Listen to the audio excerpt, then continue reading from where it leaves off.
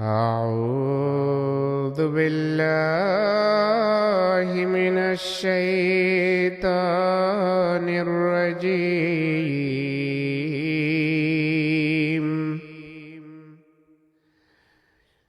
بسم الله الرحمن الرحيم.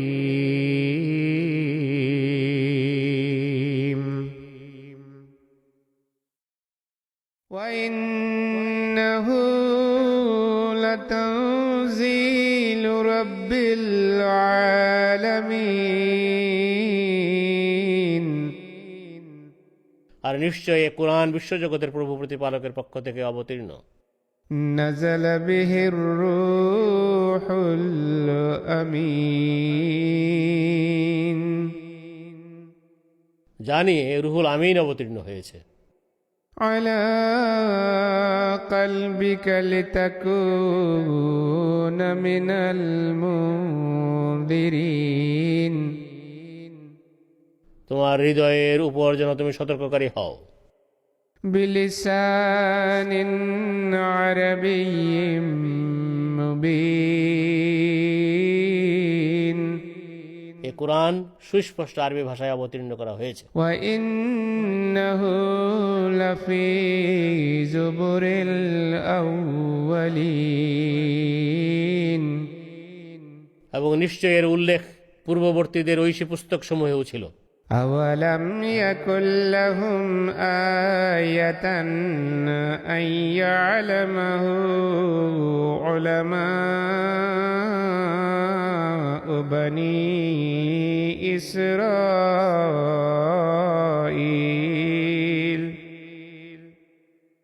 তাদের জন্য কি এ এক বড় নিদর্শন নয় যে বনী ইসরায়েলের আলেমরাও এ কোরআন সম্পর্কে জানে?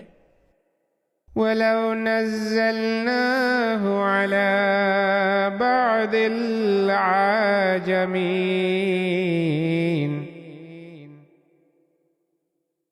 আর আমরা যদি এ কোরআনকে এক অনারবের প্রতি অবতীর্ণ করতাম, فقرأه عليهم ما كانوا به مؤمنين. এবং সে তাদের তা পড়ে শোনাতো, তবুও তারা কখন এর প্রতি ঈমান আনত না। كذلك سلكناه في قلوب المجرمين. এভাবেই আমরা অপরাধীদের অন্তরে এই বিষয়টি সঞ্চারিত করেছি। لا يؤمنون به حتى يروا العذاب الأليم. অতএব তারা যন্ত্রণাদায়ক আযাব না দেখা পর্যন্ত এর প্রতি ঈমান আনবে না।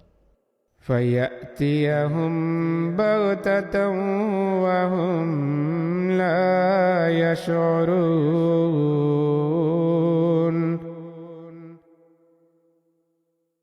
আর তাদের অজান্তে তাদের কাছে অকস্মাৎ এ আযাব আসবে। فيقولوا هل نحن منذرون. তখন তারা বলবে, আমাদের কি কোনো অবকাশ দেয়া হবে? أفبعذابنا يستعجلون. তারা কি আমাদের আযাব ত্বরান্বিত করতে চায়? أفرأيت إن متعناهم سنين. তুমি কি ভেবে দেখোনি আমরা যদি কয়েক বছরের জন্য তাদের সুখ স্বাচ্ছন্দ্য দিতাম? ثم جاءهم ما كانوا يوعدون. এরপর যে আযাব সম্পর্কে তাদের সতর্ক করা হতো তা তাদের উপর এসে পড়ত। ما أغنى عنهم ما كانوا يمتعون. তাহলে যে সাময়িক সুখ স্বাচ্ছন্দ্য তাদের দেয়া হতো তা তাদের কোনো কাজে আসতো না। وما أهلك أهلكنا من قرية إلا لها منذرون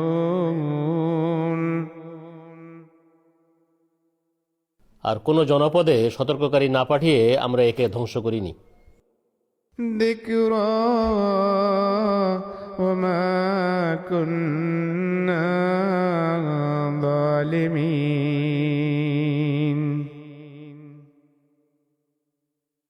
এ হলো এক বড় শিক্ষণীয় উপদেশ, আর আমরা আদৌ জালিম নই। وما تنزلت به الشياطين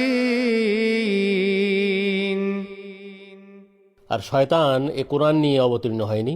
وما ينبغي لهم وما يستطيعون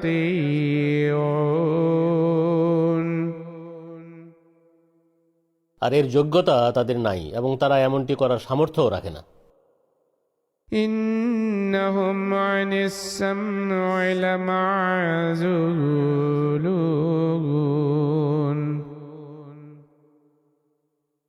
নিশ্চয়ই ওই শিবানী শোনা থেকে তাদের দূরে রাখা হয়েছে। فلا تدع مع الله إلها آخر فتكون من المعذبين অতএব তুমি আল্লাহর সাথে অন্য কোনো উপাস্যকে ডেকো না, নতুবা তুমি আযাব প্রাপ্তদের অন্তর্ভুক্ত হবে। وأنذر عشيرتك الأقربين আর তুমি তোমার নিকটাত্মীয় স্বজনদের সতর্ক করো। واخفض جناحك لمن اتبعك من المؤمنين আর মুমিনদের মাঝে যারা তোমার অনুসরণ করে তাদের জন্য তোমার মমতার ডানা মেলে ধরো। فإن عصوك فقل إني بريء مما تعملون এরপরে তারা তোমার অবাধ্যতা করলে তুমি বলো, তোমরা যা করছো তা থেকে আমি দায়মুক্ত। وتوكل على العزيز الرحيم আর তুমি মহাপরাক্রমশালী বারবার কৃপাকারী আল্লাহর উপর ভরসা করো। الذي يراك حين تقوم যিনি তোমাকে তখনও দেখেন যখন তুমি নামাজে দাঁড়াও, وتقلبك في الساجدين এবং সিজদাকারীদের মাঝেও তোমার ব্যাকুলতা তিনি দেখেন। إنه هو السميع العليم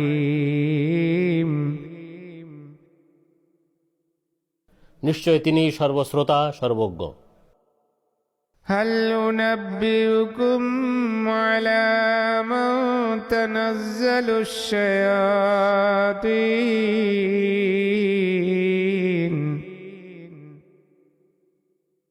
আমি কি তোমাদের জানাবো কার প্রতি শয়তানরা অবতীর্ণ হয়?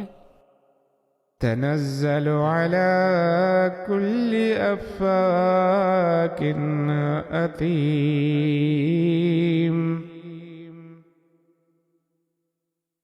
এরা প্রত্যেক ঘোর মিথ্যাবাদী ও পাপীর প্রতি অবতীর্ণ হয়। يلقون السمع وأكثرهم كاذبون তারা এদের কথায় কান পেতে থাকে এবং তাদের অধিকাংশই মিথ্যাবাদী। والشعراء يتبعهم الغاوون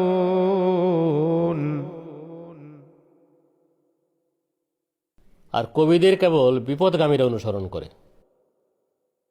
ألم تر أنهم في كل واد يهيمون তুমি কি দেখনি নিশ্চয় তারা লক্ষ্যহীনভাবে প্রত্যেক উপত্যকায় ঘুরে বেড়ায়। وأنهم يقولون ما لا يفعلون আর তারা তাই বলে যা তারা করে না।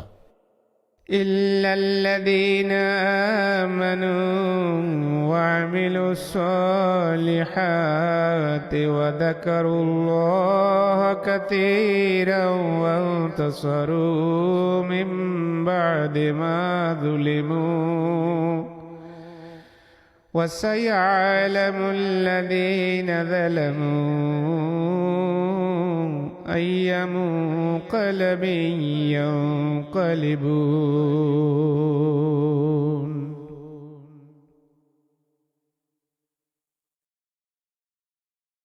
কেবল তারা ছাড়া যারা ঈমান আনে, সৎ কাজ করে, খুব বেশি আল্লাহকে স্মরণ করে এবং অত্যাচারিত হবার পর তারা এর প্রতিশোধ নেয়।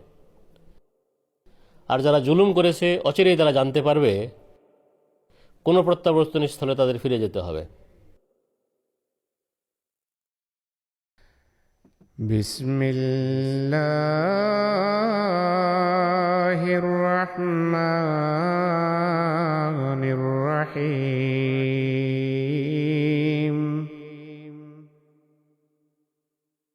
শত প্রণোদিত অসীম দাতা পরম করুণাময় বারবার কৃপাকারী আল্লাহর নামে। তাসিন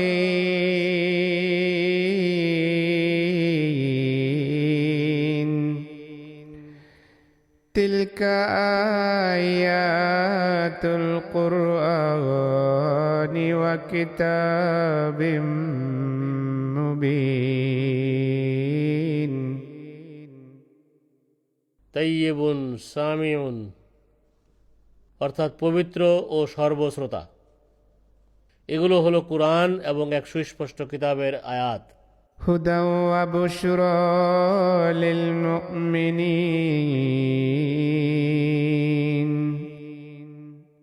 যা মুমিনদের জন্য হেদায়েত ও সুসংবাদ।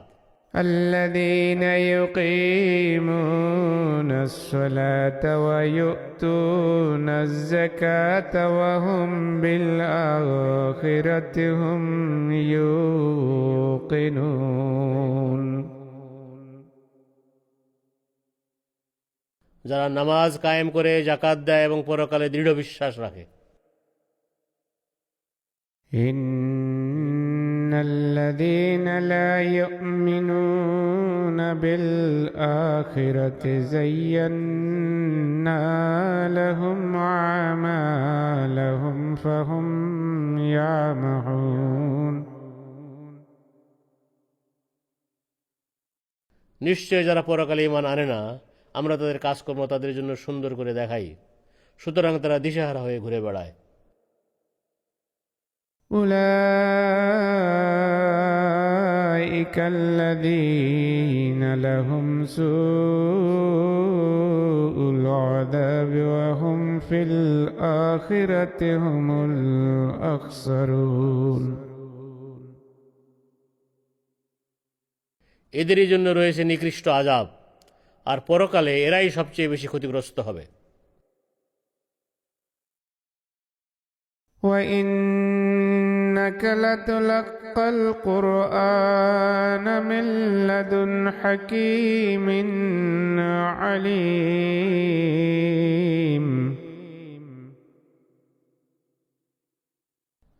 আর পরম প্রজ্ঞাময় সর্বজ্ঞ আল্লাহর পক্ষ হতে নিশ্চয় তোমাকে কুরআন দান করা হচ্ছে। إذ قال موسى لأهله إني آنست نارا سآتيكم منها بخبر أو آتيكم بشهاب قبس لعلكم تصطلون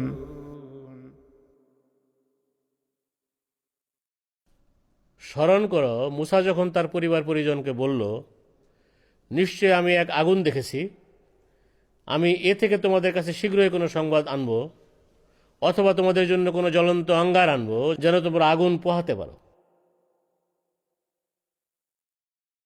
فلما جاءها نودي أن بورك من في النار ومن حولها وسبحان الله رب العالمين। এরপর সে যখন এই আগুনের কাছে এলো তখন তাকে ঘোষণা দেয়া হলো, এই আগুনে যে আছে এবং এর আশেপাশে যারা আছে সবাই কল্যাণমণ্ডিত, আর বিশ্বজগতের প্রভু প্রতিপালক আল্লাহ পরম পবিত্র। يا موسى إنه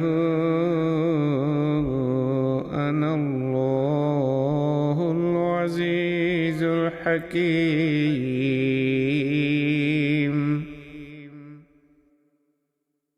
হে মুসা, নিশ্চয় আমিই মহাপরাক্রমশালী পরম প্রজ্ঞাময় আল্লাহ। وألق عصاك فلما رآها تهتز كأنها جان ولا مدبرا ولم يعقب يا موسى لا تخف إني لا يخاف لدي المرسلون।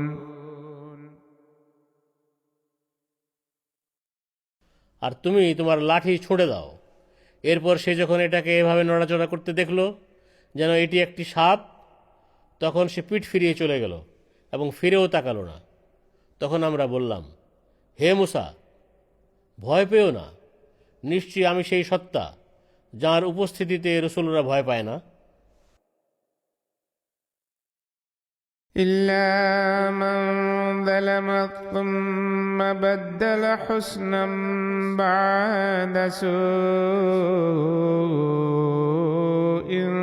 فإني غفور رحيم।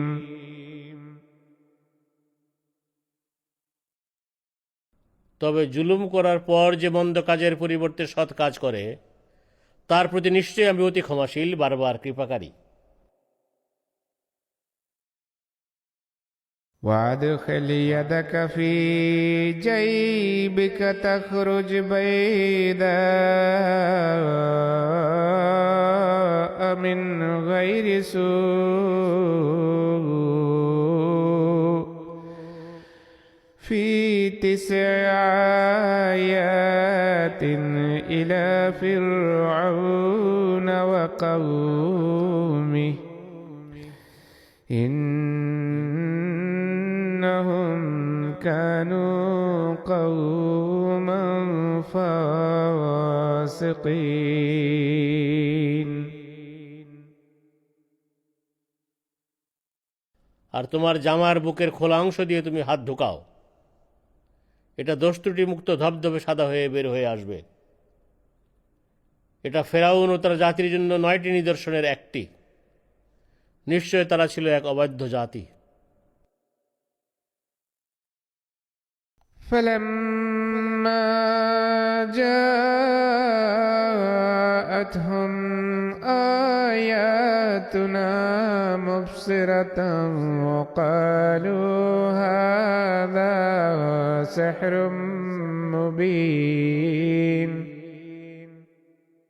এরপর তাদের কাছে যখন আমাদের দৃষ্টি উন্মোচনকারী নিদর্শনসমূহ এলো, তারা বলল, এ তো সুস্পষ্ট জাদু। وجحدوا بها واستيقنتها أنفسهم ظلما وعلوا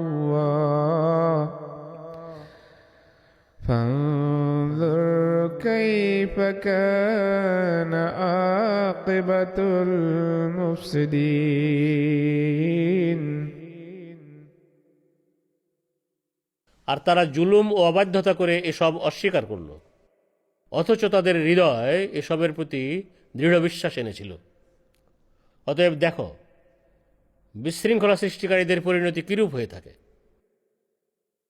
ولقد آتينا داود وسليمان علما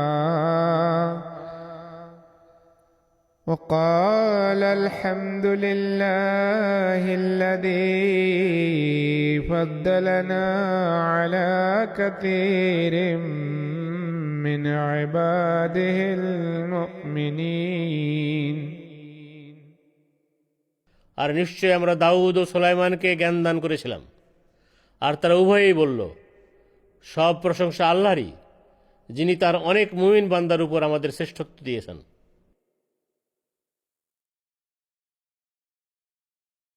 وورث سليمان داود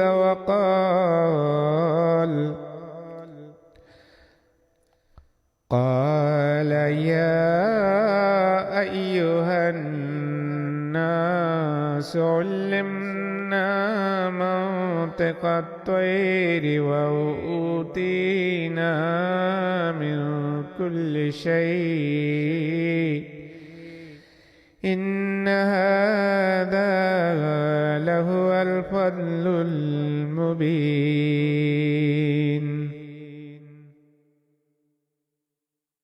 আর সুলাইমান দাউদের উত্তরাধিকারী হলো এবং সে বলল, হে লোকেরা, পাখিদের ভাষা আমাদের শেখানো হয়েছে এবং আমাদের আবশ্যকীয় সব কিছুই দান করা হয়েছে।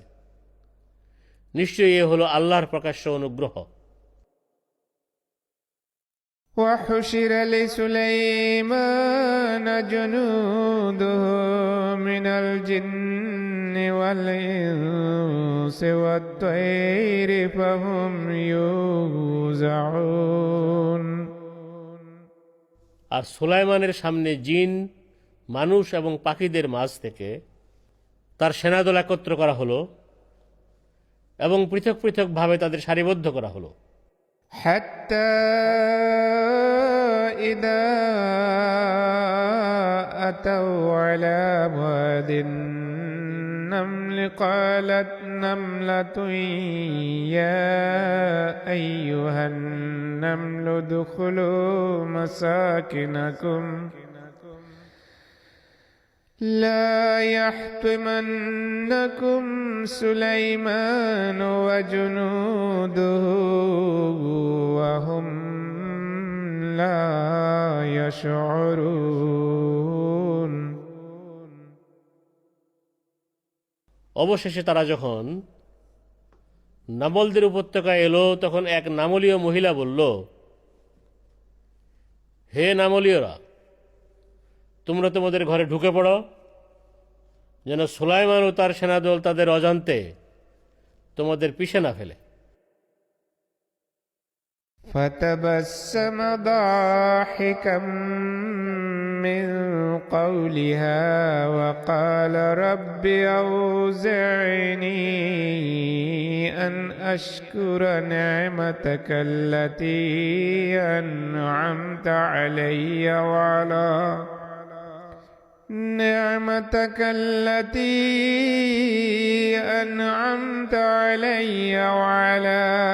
والدي وأن أعمل صالحا ترضاه وأدخلني برحمتك في عبادك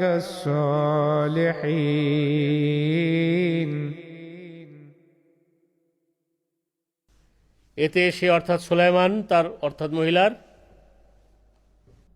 কথায় হেসে বলল, হে আমার প্রভু প্রতিপালক, আমার ও আমার পিতামাতার প্রতি তুমি যেসব অনুগ্রহ করেছো সেগুলোর জন্য কৃতজ্ঞতা জ্ঞাপন করার এবং তুমি সন্তুষ্ট হবে এমন সৎ কাজ করার সামর্থ্য আমাকে দাও। আর তুমি নিজ কৃপায় আমাকে তোমার সৎকর্মশীল বান্দাদের অন্তর্ভুক্ত করো। وتفقد الطير فقال ما لي لا أرى الهدهد أم كان من الغائبين غائبين আর সে পাখিদের পরিদর্শন করল এবং বলল, ব্যাপার কি, আমি যে হুদকে দেখছি না, সে কি অনুপস্থিত? لأعذبنه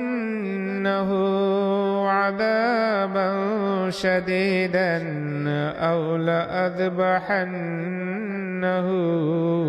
أو ليأتيني بسلطان مبين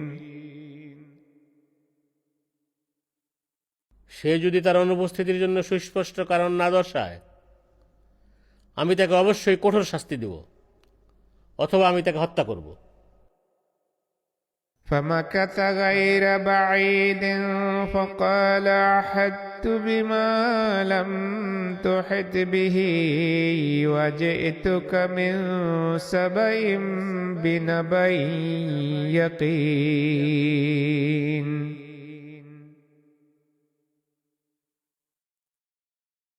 এরপর তাকে অর্থাৎ সুলাইমানকে বেশি সময় অপেক্ষা করতে হয়নি।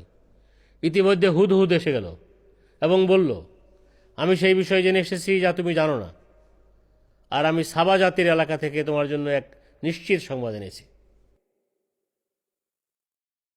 إني وجدت امرأة تملكهم وأوتيت من كل شيء ولها عرش عظيم আমি এক রমণীকে তাদের উপর রাজত্ব করতে দেখতে পেয়েছি এবং তাকে সব কিছুই দেয়া হয়েছে এবং তার একটি বিরাট সিংহাসনও আছে। وجدتها وقومها يسجدون للشمس من دون الله وزين لهم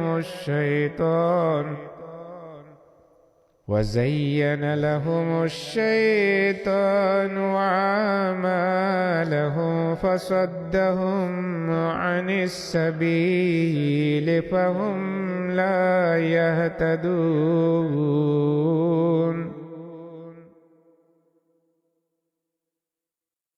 আমি তাকে ও তার জাতিকে আল্লাহর পরিবর্তে সূর্যকে সিজদা করতে দেখেছি এবং শয়তান তাদের কাজকর্মকে তাদের কাছে সুন্দর করে দেখিয়েছে। অতএব সে তাদের সত্য পথ থেকে বিরত রেখেছে, তাই তারা হেদায়েত পাচ্ছে না।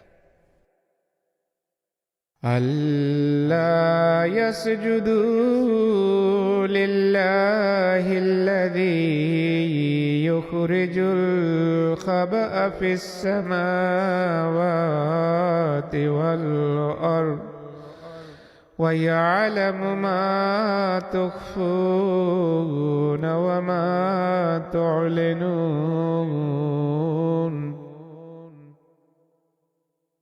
শয়তান তাদের প্ররোচিত করেছে যেন তারা আল্লাহকে সিজদা না করে, যিনি আকাশসমূহে ও পৃথিবীতে যা কিছু গোপনীয় আছে তা প্রকাশ করেন, আর যা কিছু তোমরা গোপন করো এবং যাই তোমরা প্রকাশ করো তা তিনি জানেন। الله لا إله إلا هو رب العرش العظيم আল্লাহ সেই সত্তা যিনি ছাড়া অন্য কোনো উপাস্য নাই, তিনি মহা আরশের প্রভু। قال سننظر أصدقت أم كنت من الكاذبين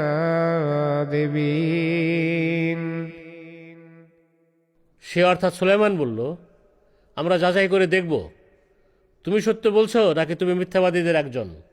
اذهب بكتابي هذا فألقه إليهم ثم تول عنهم فانظر ماذا يرجعون তুমি আমার এই পত্রটি নিয়ে যাও এবং এটা তাদের সামনে রেখে দাও, এরপর তাদের কাছ থেকে সরে দাঁড়িয়ে থাকো এবং দেখো তারা কি উত্তর দেয়। قالت يا أيها الملأ إني ألقي إلي كتاب كريم। এ পত্রটি দেখে সে অর্থাৎ রানী বলল, হে প্রধানরা, আমার কাছে একটি সম্মানিত পত্র পাঠানো হয়েছে। إنه من سليمان وإنه بسم الله الرحمن الرحيم।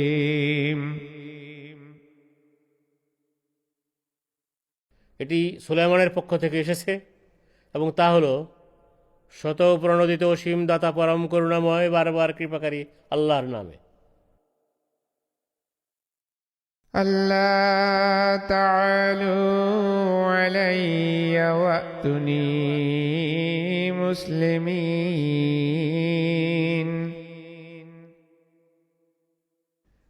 এতে বলা হয়েছে, তোমরা আমার বিরুদ্ধে বিদ্রোহ করো না এবং অনুগত হয়ে আমার কাছে চলে আসো। قالت يا أيها الملأ أفتوني في أمري ما كنت قاطعة أمرا حتى تشهدون। সে বলল, হে প্রধানরা, তোমরা আমাকে আমার বিষয়ে সঠিক পরামর্শ দাও, কারণ তোমাদের উপস্থিতি ছাড়া আমি কোনো গুরুত্বপূর্ণ বিষয়ে কখনো সিদ্ধান্ত নেই না। قالوا نحن أولو قوة وأولو بأس شديد والأمر إليك فانظري ماذا تأمرين। তারা বলল, আমরা অতি শক্তিশালী ও দুর্ধর্ষ যোদ্ধা, কিন্তু আদেশ দেয় আপনারই কাজ, সুতরাং চিন্তা করে দেখুন আপনি কি আদেশ দিবেন। قالت إن الملوك إذا دخلوا قرية أفسدوها وجعلوا عزة أهلها أذلة وكذلك يفعلون।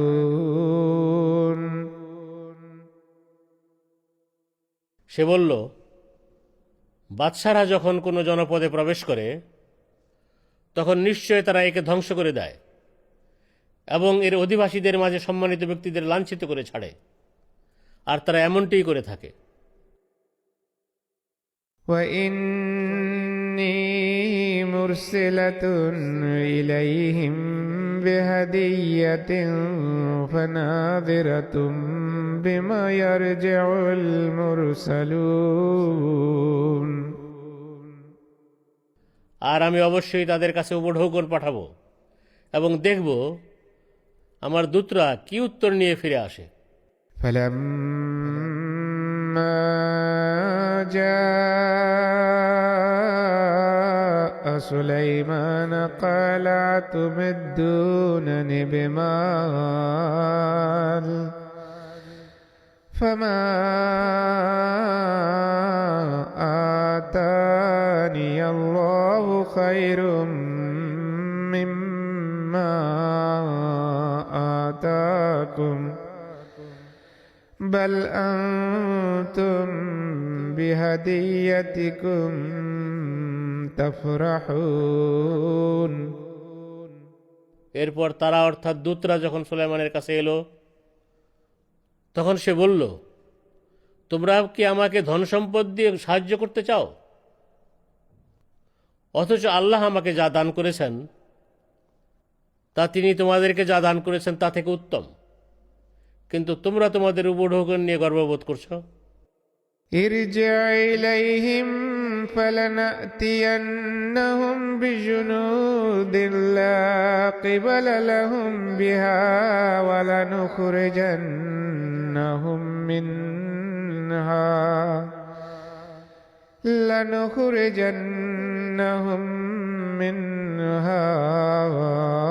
أذلة وهم صاغرون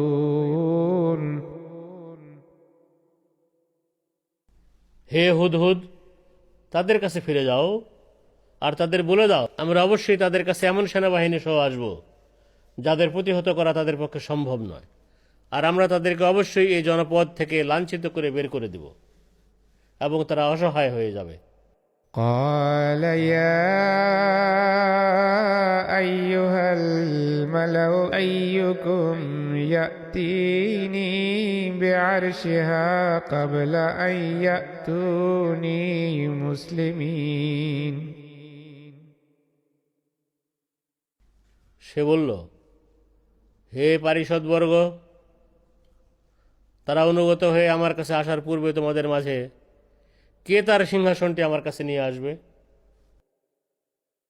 قال عفريت من الجن أنا آتيك به قبل أن تقوم من مقامك وإني عليه لقوي أمين জিনদের মাঝে ইফরিত বলল, তুমি এই স্থান থেকে তোমার ছাউনি গুটিয়ে নেয়ার আগেই আমি এটা তোমার কাছে নিয়ে আসব, আর নিশ্চয় আমি এ কাজে যথেষ্ট ক্ষমতাবান, বিশ্বাসযোগ্য। قال الذي عنده علم من الكتاب أنا آتيك به قبل أن يرتد إليك طرفك যে ব্যক্তির কিতাবের জ্ঞান ছিল সে বলল, তোমার চোখের পলক পড়া আগেই আমি এটি তোমার কাছে নিয়ে আসব। এরপর সে অর্থাৎ সুলাইমান যখন এটা নিজের কাছে রাখা দেখল, সে বলল, فلما رآه مستقرا عنده قال هذا من فضل ربي ليبلوني أأشكر أم أكفر ومن شكر فإنما يشكر لنفسه ومن كفر فإن ربي غني كريم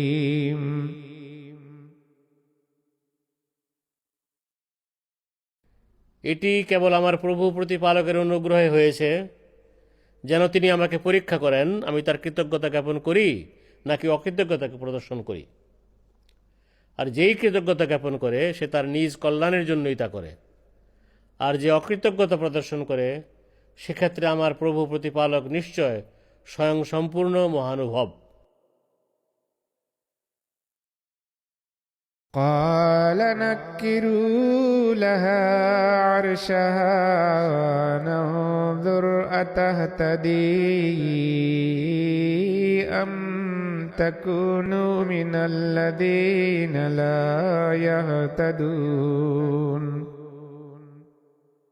সে বলল, তোমরা তার অর্থাৎ রানীর সিংহাসনকে তার জন্য অতি সাধারণ করে দেখাও, আমরা দেখতে চাই সে সঠিক পথের অনুসরণ করে নাকি সেসব লোকের দলভুক্ত হয় যারা হেদায়েত পায় না। فلما جاءت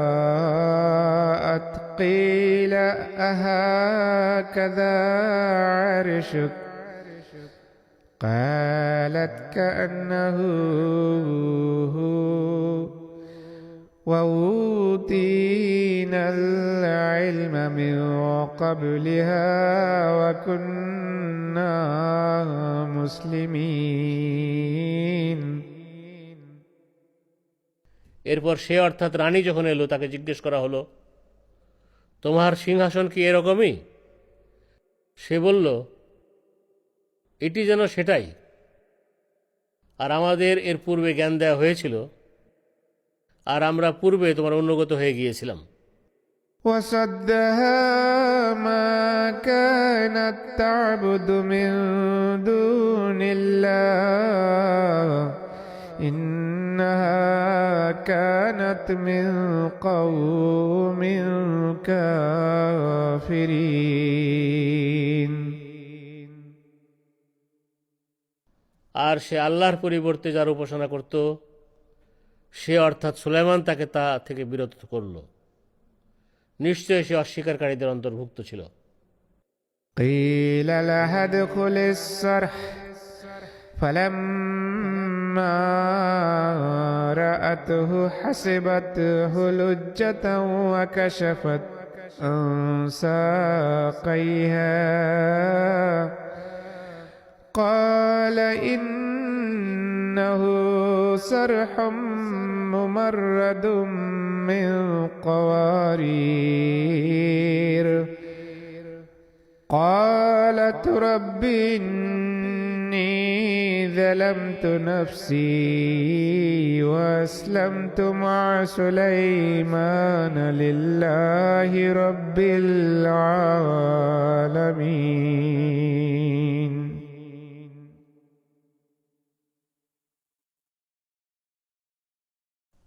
তাকে বলা হলো, তুমি এই প্রাসাদে প্রবেশ করো। সে যখন তা দেখল তখন এটাকে সে গভীর পানি মনে করল এবং তার হাঁটুর নিচের অংশের কাপড় উঠিয়ে নিল। সে অর্থাৎ সুলাইমান বলল, এটি একটি কাঁচ খচিত প্রাসাদ। তখন সে অর্থাৎ রানী বলল, হে আমার প্রভু প্রতিপালক, নিশ্চয় আমি আমার প্রাণের উপর জুলুম করেছি, আর এখন আমি সুলাইমানের সাথে বিশ্বজগতের প্রভু প্রতিপালক আল্লাহর কাছে আত্মসমর্পণ করলাম। ولقد أرسلنا إلى ثمود أخاهم صالحا أن اعبدوا الله فإذا هم فريقان يختصمون। আর নিশ্চয়ই আমরা সামুদ জাতির কাছেও তাদের ভাই সালেহকে এই বলে পাঠিয়েছিলাম, তোমরা আল্লাহর ইবাদত করো। কিন্তু এটা শোনা মাত্র তারা তৎক্ষণাৎ দু দলে বিভক্ত হয়ে পরস্পর বিবাদ আরম্ভ করে দিল। قال يا قوم لم تستعجلون بالسيئة قبل الحسنة لولا تستغفرون الله لعلكم ترحمون। সে বলল, হে আমার জাতি, তোমরা কেন কল্যাণের পরিবর্তে অকল্যাণকে ত্বরান্বিত করতে চাচ্ছ? তোমরা কেন আল্লাহর কাছে ক্ষমা প্রার্থনা করছো না, যাতে তোমাদের প্রতি কৃপা করা হয়? قالوا اطيرنا بك وبمن معك قال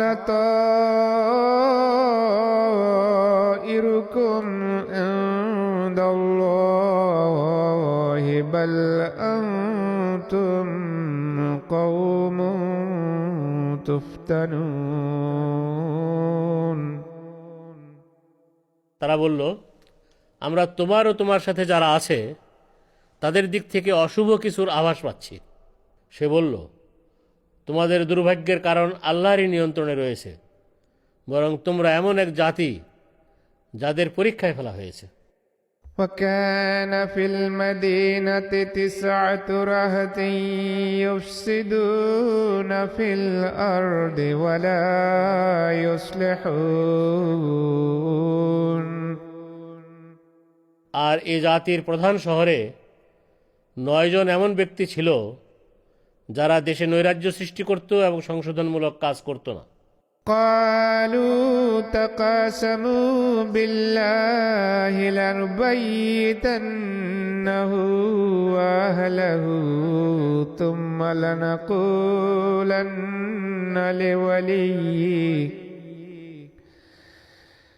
لنقولن لوليه ما شهدنا مهلك أهله وإنا لصادقون। তারা বলল, তোমরা সবাই মিলে এই বলে আল্লাহর কসম খাও, নিশ্চয় আমরা তাকে ও তার পরিবারকে রাতের বেলায় অতর্কিত আক্রমণ করব। এরপর অবশ্যই তার অভিভাবককে বলবো, আমরা তার পরিবারের লোকদের হত্যার ঘটনা ঘটতে দেখিনি এবং আমরা নিশ্চয় সত্যবাদী। ومكروا مكرا ومكرنا مكرا وهم لا يشعرون। আর তারা ষড়যন্ত্রের এক জাল বুনল এবং আমরাও এক পাপী কৌশল অবলম্বন করলাম, কিন্তু তারা তা জানত না। فانظر كيف كان عاقبة مكرهم أنا دمرناهم وقومهم أجمعين। অতএব তুমি চিন্তা করে দেখো তাদের ষড়যন্ত্রের পরিণাম কি হয়েছিল। নিশ্চয় আমরা তাদেরকে এবং তাদের গোটা জাতিকে ধ্বংস করে দিয়েছিলাম। فتلك بيوتهم خاوية بما ظلموا إن في ذلك لآية لقوم يعلمون।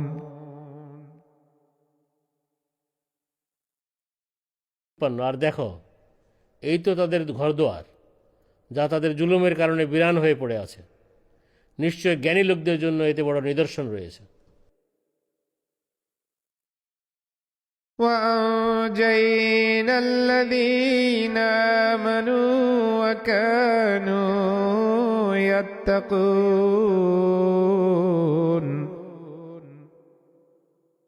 আর আমরা তাদের রক্ষা করেছিলাম যারা ঈমান এনেছিল এবং তারা ছিল তাকওয়া পরায়ণ। ولوطا إذ قال لقومه أتأتون الفاحشة وأنتم تبصرون। আর লুতকেও পাঠিয়েছিলাম যখন সে তার জাতিকে বলেছিল, তোমরা কি অশ্লীল কাজ করে চলেছ, অথচ তোমরা এর পরিণাম ভালো করেই জানো।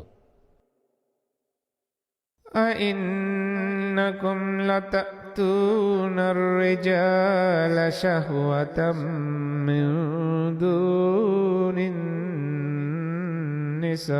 النساء بل أنتم قوم تجهلون।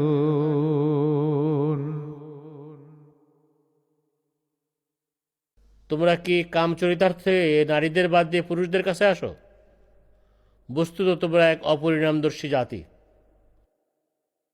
فما كان جواب قومه إلا أن قالوا أخرجوا آل لوط من قريتكم إنهم أناس يتطهرون। কিন্তু তার জাতির লোকদের খেপিয়ে তুলে একথা বলা ছাড়া অন্য কোনো উত্তর ছিল না যে, তোমাদের শহর থেকে লুতের অনুসারীদের তাড়িয়ে দাও। তারা অবশ্যই এমন লোক যারা পবিত্র হওয়ার ভান করে। فأنجيناه وأهله إلا امرأته قدرناها من الغابرين। অবশেষে তার স্ত্রী ছাড়া আমরা তাকে এবং তার পরিবার পরিজনকে রক্ষা করলাম। তাকে অর্থাৎ লুতের স্ত্রীকে আমরা পশ্চাতে অবস্থানকারীদের মাঝে গণ্য করে রেখেছিলাম। وأمطرنا عليهم مطرا فساء مطر المنذرين আর আমরা তাদের উপর এক বৃষ্টি বর্ষণ করলাম, আর যাদের সতর্ক করা হয় তাদের উপর বর্ষিত বৃষ্টি অতি ক্ষতিকর হয়ে থাকে। قل الحمد لله وسلام على عباده الذين اصطفى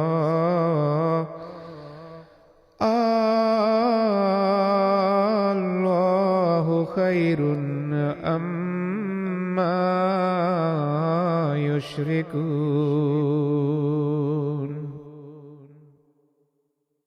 তুমি বলো, সব প্রশংসা আল্লাহরই, আর তাঁর সেসব বান্দার উপর শান্তি বর্ষিত হোক যাদের তিনি মনোনীত করেছেন।